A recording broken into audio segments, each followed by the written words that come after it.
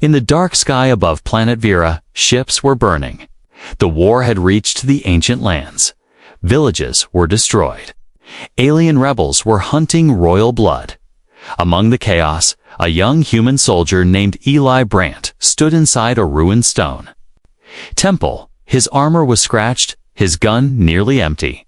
He was part of a peace team sent by Earth to help the Varens. But now, peace was broken. Smoke filled the air. The ground shook. Eli could hear screams outside. He looked down and saw her. A woman, barely alive. Her skin was pale blue, her armor broken. Her long black hair was tied in warrior braids. A deep cut ran down her side. But her eyes, silver and sharp, still had fire in them. In her hands, she held a strange sword. It was glowing faintly. She whispered something in her language, then slowly repeated in broken English, "Take the sword." Eli stepped back. "What? I can't take that. I'm not Varen."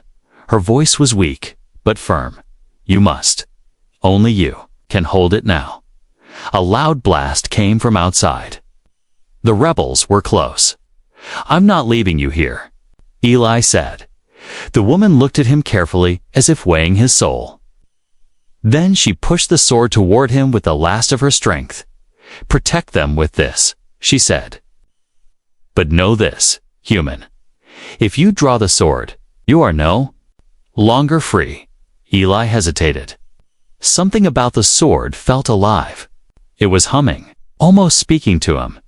He looked outside, enemy shadows moving through the smoke. He grabbed the sword. The blade flared with bright blue light. Suddenly, the rebels saw him. "The human has the sword." One of them shouted, "That means he's the chosen." They opened fire. Eli moved faster than ever before. His body reacted on its own. The sword blocked lasers, cut through metal like paper. It was guiding him, protecting him. He fought his way through the rebels, pushing them back. Villagers ran for safety behind him.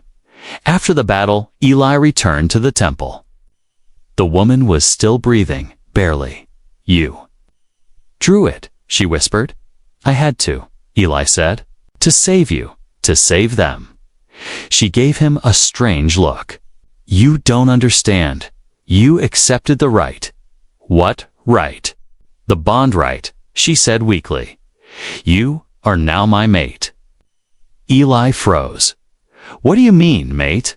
The woman closed her eyes, a small, sad smile on her face. "By Varen law, whoever draws the sword of Clan Vera in defense of its blood becomes bound to it, and to me." Eli's hands tightened on the sword. "I didn't know. I just wanted to help." "You cannot undo the sword's will," she whispered. "It chose you." Before she passed out, she said one last thing. "Your life is mine now, and mine yours." Hours later, Varen medics arrived. They took the woman, the princess, they now revealed, to a healing chamber. Eli was ordered to stay in a special room under watch. An elder came to him, a tall alien with silver robes and glowing tattoos. "You do not know what you have done, human," the elder said. "I didn't ask for this," Eli replied. "I only wanted to protect her." The elder nodded slowly. "Intentions do not change fate. You drew the sword. It accepted you. The bond is made." Eli looked down at the glowing weapon. "What happens now?" The elder's eyes darkened. "Now, you are no longer just a soldier. You are a piece of royal law, a player in our war, and you may have just become the most dangerous man on this planet." Outside, another explosion shook the sky. The war wasn't over, and now, Eli wasn't just fighting in it. He was tied to it forever.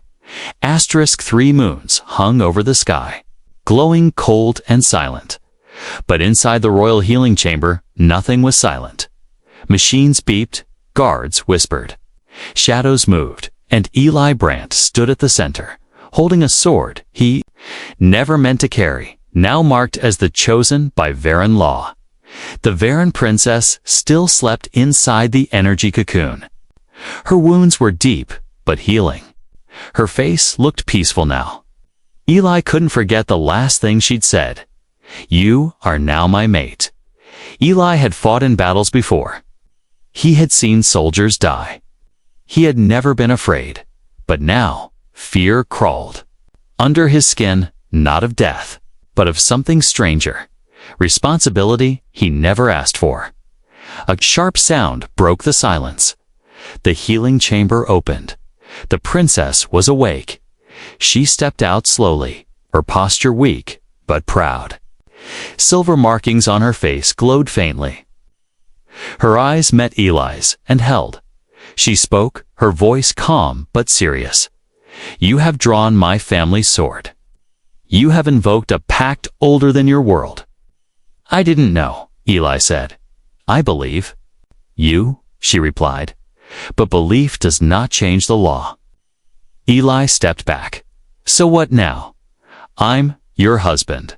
She gave a small, tired smile. "On Vera, we do not say husband. We say soul-bound protector.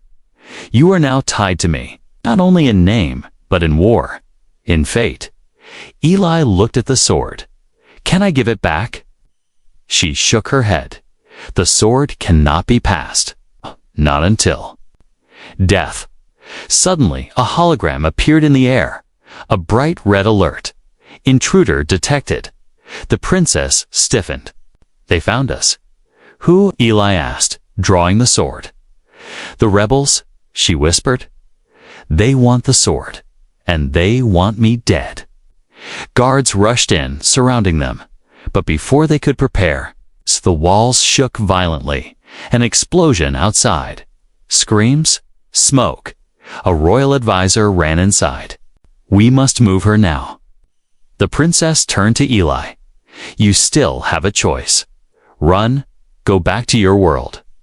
Eli looked at her, really looked. This woman had fought for her people, had nearly died saving civilians. And now she was alone. "In a collapsing kingdom, I made my choice," he said.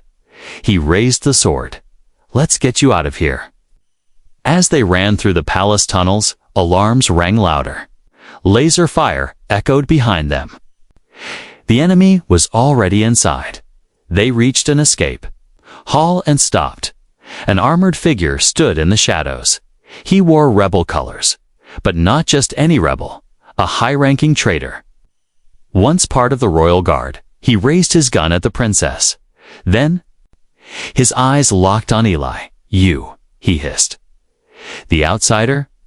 You touched the sacred blade." "Yeah," Eli said, stepping forward. "And I'm still holding it." The rebel's face twisted in hate. "The sword should have been mine. Was promised to me." Eli's heart raced. This wasn't just war. This was personal. The princess stepped forward. "You betrayed your oath. You tried to kill my father." "I did what was needed," the rebel spat. "Our clan is dying, and you bonded with an alien?" He fired. Eli didn't think. The sword moved. Faster than his fear. The energy blast hit the blade and bounced. The hallway lit up with a flash. When it cleared, the rebel was gone, fled into darkness. The princess turned to Eli, breathing hard. "You're learning fast," she said. "I'm just trying not to die." He replied. She smiled. A real one this time as they reached a secret chamber below the palace. The princess touched a panel on the wall. A hidden door opened, revealing an old escape. "Craft, this will take us to the edge of the outer ring," she said. Beyond rebel scanners, Eli looked back. "Are you sure you trust me?" "No," she said, stepping into the ship. "But the sword does." The door closed behind them. Engines lit up, and the ship disappeared into the stars. The stars looked peaceful, but peace is a lie, especially during war. Inside a stolen escape ship flying through the outer ring, Eli Brandt stared through the window. The universe was endless. Quiet, cold, but something else was colder. The silence. Between him and the princess, she sat across from him, her face unreadable. Her sword now, his sword glowing softly beside him. Neither of them had spoken for over an hour. Eli finally broke the silence. "So, are we going to talk about the part where your ex tried to kill you?" The princess raised one eyebrow. "He was never my ex. It was an arranged bond, one I never accepted." "Well, he didn't seem to get the memo," Eli muttered. She leaned forward. "He was royal guard. He knows our codes, our plans. He knows the tunnels beneath the capital. He knows this ship." Eli's stomach dropped. "You think he planted something?" "No," she said quietly. "I think he planted someone." Before Eli could speak, the ship suddenly lurched. Alarms blared. Lights flickered. He jumped to the controls. What the hell was that? The princess scanned the dashboard. "We've been pulled out of stealth, manually." Eli's eyes narrowed, which means someone inside did it. They turned just as a door opened behind them. A quiet figure stepped out of the back chamber. A young Varen woman in pilot robes. "Relax," she said. "I was just checking the backup systems." The princess stood up. "Your name?" "Kyra." The woman replied. "Flight engineer. I was assigned to Royal Escape Vessels 2 cycles ago." "You're not on the registry," the princess said sharply. Kyra smiled. "I'm not supposed to be." Eli reached for his sword slowly. Kyra's hand moved faster. A tiny detonator clicked in her palm. One press, and the ship would explode. Nobody. "Move," Kyra said, now cold and calm. "I'm not here to kill you. Not yet." The princess narrowed her eyes. "Then why?" Kyra looked at Eli. "Because you took what didn't belong to you." She gestured toward the sword. "That blade. It's meant for our people. Our blood, our future." "Not a human." Eli frowned. I didn't know what I was doing. I just tried to protect her. And in doing so," Kyra said slowly, "you became part of the prophecy." The room went quiet. Eli blinked. Prophecy. The princess turned to him, her voice low. "She's not lying." "There's an old Varen text," she continued. "It speaks of a foreign warrior, one not of our kind, who takes up the sword in a time of great collapse, and with it takes the crown and changes the world." Eli laughed dryly. "That's insane. I'm just a soldier." Kyra's voice sharpened. "No, you're a threat. You don't belong in our line, in our politics, or our bloodlines. But the sword chose you, and that changes everything." She looked at the princess. "That's why he sent me. Not to kill you, but to cut the bond before it grows too deep." Suddenly movement, the princess lunged. Eli dived forward. Kyra hit the wall, the detonator flying from her hand. It rolled across the floor. Eli grabbed it just in time. Kyra hissed and pulled a small blade, but the princess kicked it out of her hand and slammed her against the wall. "Your kind burns." "The old ways just to keep power," the princess growled. "But I won't let your fear control my future." Kyra's eyes were wild. "Then you'll destroy Vera." "No," Eli said, standing between them now. "We'll save it." They locked Kyra in a chamber, disabled the explosives, and rerouted the ship back into stealth mode. Eli looked at the princess. "Is this going to keep happening?" he asked. "Assassins, prophecies, exploding ships." She gave him a sideways glance. "Most likely," Eli sighed. "Great." Then he looked down at the sword in his hand. It was glowing again, but differently this time. A pulse, a message. Princess stepped closer. "That glow means something has awakened," she whispered. "Something ancient." "Like what?" Eli asked. Her face was serious now. like the memory of the sword itself. Asterisk, the sword was dreaming. That's what it felt like. Not glowing, not humming, but remembering. As Eli gripped the hilt, he saw flashes not from his own mind, but from the blade itself. Fire raining from the sky.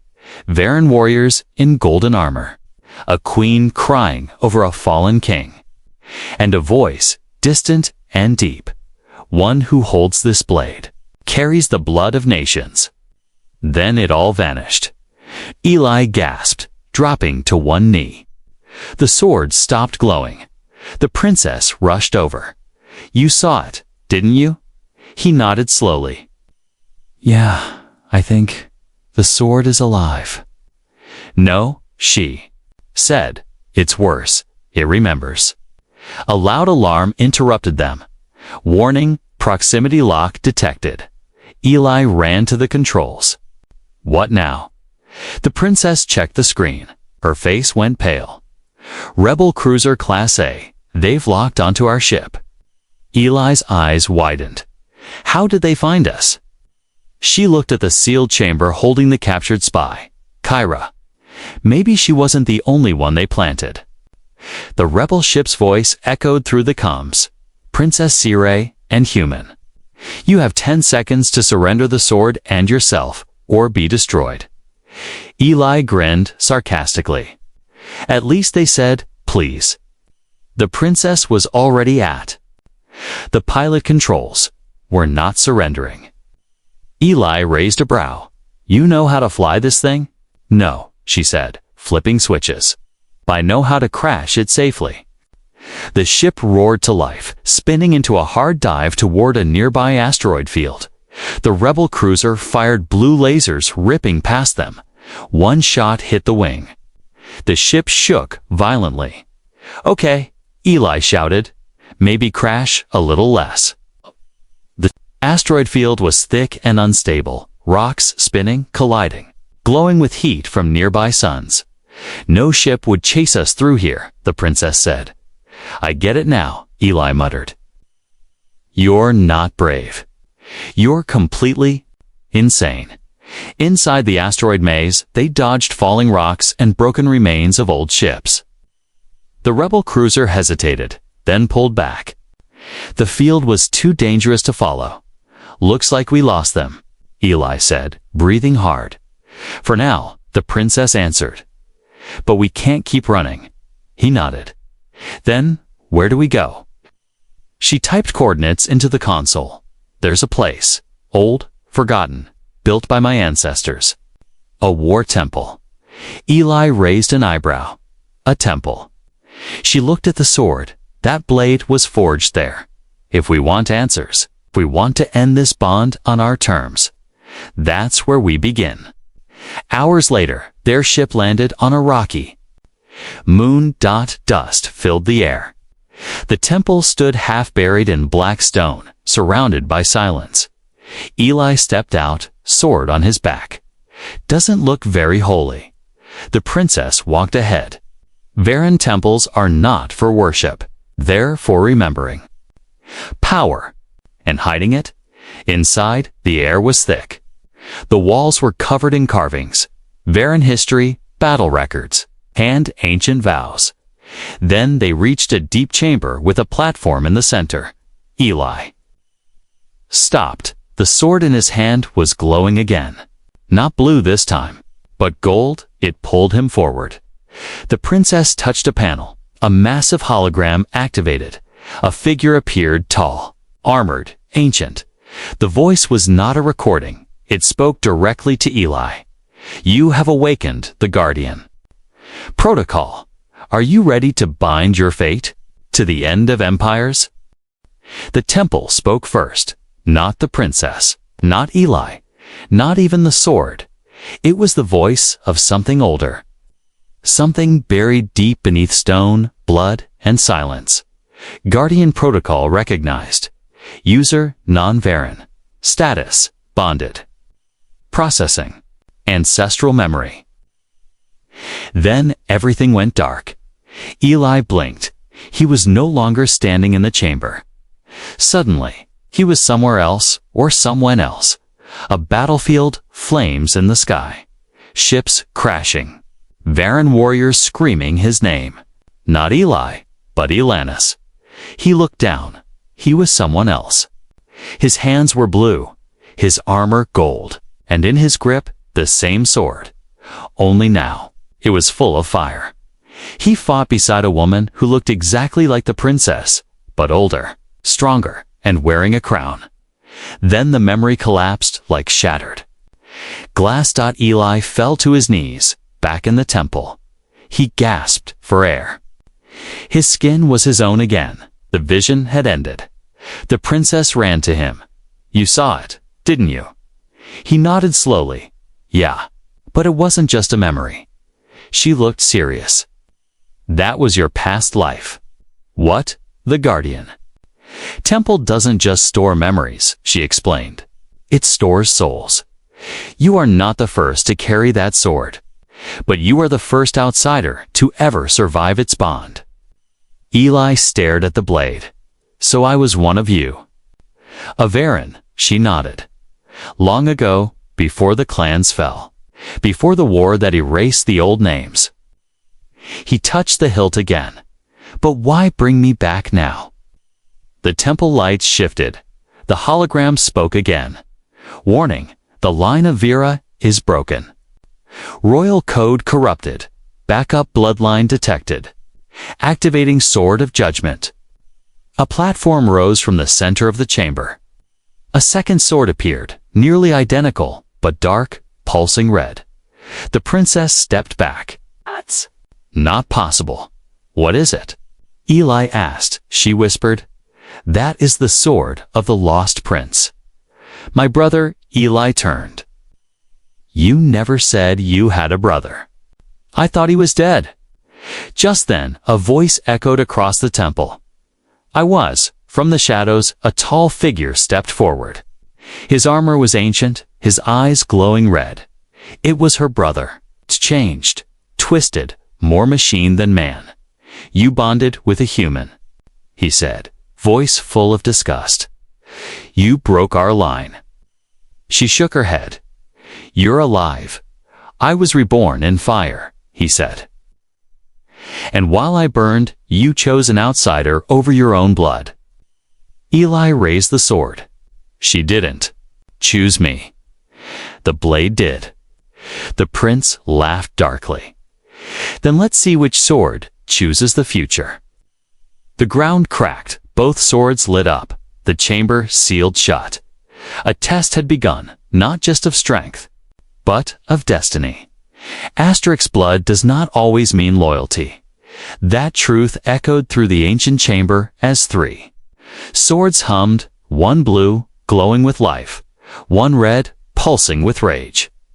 One unseen, buried in memory, and in between the blades stood the broken royal line of Vera, a princess, a lost prince, and a human soul bound to their legacy by mistake. Or by fate. You shouldn't be alive. The princess whispered. Her brother stepped forward, half of his body covered in cybernetic armor. The red sword floated behind him like it had a mind of its own. Neither should our empire, he replied. But death is not the end. It's a correction. Eli stood still, watching both siblings. He could feel the tension between them. Not just pain, but betrayal older than war itself. The prince's voice turned cold. You want to unite our people with outsiders? You let one wield our most sacred weapon. He pointed at Eli. That sword was meant for me. The sword in Eli's hand burned hotter, not in anger. In warning, the princess stepped between. Then you vanished during the first rebellion. We mourned you. You let me believe you died protecting father. I did die, he said, but not for him. I died for the truth. He raised his hand. A memory hologram appeared from years ago. It showed the Varen king, their father, shaking hands with a human ambassador, signing a peace treaty. Then came the hidden part. The king whispered to his guards, if the humans grow too strong, We will remove them." The prince paused the image. "I overheard that. Our father never wanted peace, only control." He looked at the princess, and you became just like him, smiling at the humans. While planning their cage, she stepped back, shocked. "No, that's not true." Eli glanced between them. Now he understood. This wasn't just about swords. This was about truth rewritten and trust destroyed. The prince's sword lit up fully now. It spun through the air, then locked into his grip. The room shook. The guardian temple began its final test. 2 blades, 1 bloodline, 1 bond. A voice boomed from the ceiling. "Only one may carry Vera's will. Only one may lead its future." The prince stepped forward. "If I win, the sword of our people returns to pure hands." Eli stepped up too. "If I win, your people live free, and your sister lives." The princess's voice cracked. "Don't fight him, Eli. He's not himself." Eli tightened his grip. "Neither am I." The duel began. Blades clashed like thunder. Sparks flew. The prince moved like a storm, trained, brutal, full of hate. But Eli didn't fight alone. The sword fought with him. It read the prince's strikes, answered with memory, and moved like a dance passed down through centuries. The princess watched, tears in her eyes. Both men were part of her past, but only one could be part of her future. Finally, a crack of energy. Both swords. Both warriors frozen. Only one had strength left to push, and Eli, with blood in his mouth, pain in his bones, whispered, "I don't fight for power. I fight for her." With one last surge, the blue sword shattered the red. The prince fell to his knees. His armor flickered. His eyes turned human again. For just a second, "You became the better brother," he whispered. And then he collapsed, silenced the princess, walked forward and dropped beside him. She wept. Not for the war, but for what it cost. Eli stood beside her. The sword, now dim again, slid back into its scabbard. The guardian voice echoed one last time. "Judgment complete. The bond is true. The bloodline continues, not by family, but by choice." There was no victory song, no celebration, no banners, no cheers, only silence. The kind of silence that follows when war ends, but something inside doesn't. The temple's walls were cracked. Smoke curled in the air like ghosts refusing to leave. Eli stood at the center of it all, not as a hero, not as a conqueror, but simply a man who was never supposed to be here, in his hand the blade of Clan Vera, now quiet, no longer glowing. The Princess Sire knelt beside her brother's still body. Her shoulders were heavy, her voice soft. "He was not born a monster," she whispered. "He became one because we let truth die too many times." Eli said nothing. There were no right words, only the weight of the sword between them. Suddenly, the chamber lights changed. The guardian system activated for one final time. A calm, emotionless voice filled the air. Bond complete. Crisis neutralized. One final decision remains. Eli turned. "What decision?" The voice replied, "Will the bond remain?" The princess stood slowly, her face unreadable now. "This is it," she said. "You can end it. If we both agree, the bond will break. You'll be free." Eli looked at her, really looked. She was strong but tired, beautiful but scarred, royal but human in every way that mattered. "I never asked for this," he said. "I know," she replied. "But I don't regret it," he said quietly. She smiled. Barely they stood on opposite sides of the platform. The guardian's final question echoed. Does the sword remain between them? For a long moment, neither spoke. Then the princess stepped forward, placed her hand on the sword. Eli placed his hand over hers. They spoke at the same time. It remains. The sword flared once, then faded into calm light. It had chosen again, not just warriors, not just protectors, but partners. Weeks later, the war was over. Rebel factions surrendered. The old council disbanded. A new alliance began. Humans and Virans rebuilding. Together at the royal balcony of the capital, a crowd stood waiting. Eli stepped into view, wearing a formal black and silver suit, the sword at his back. And beside him, Princess Sci-Fi, no longer just a leader, but a symbol of a new era. Reporters asked questions. Are you truly bonded for life? Will Eli rule beside you? Is this love ... or just politics? Sci-Fi answered with a smile. Does it matter? The sword made its choice, and so did we. Later, in quiet halls far from the crowd, Eli looked at the sword one last time. He whispered to it, I never wanted a destiny, just a reason. The blade pulsed faintly, as if it understood. And from behind, Sci-Fi answered, You were never chosen to rule. She stepped beside him, reaching for his hand. You were chosen to protect.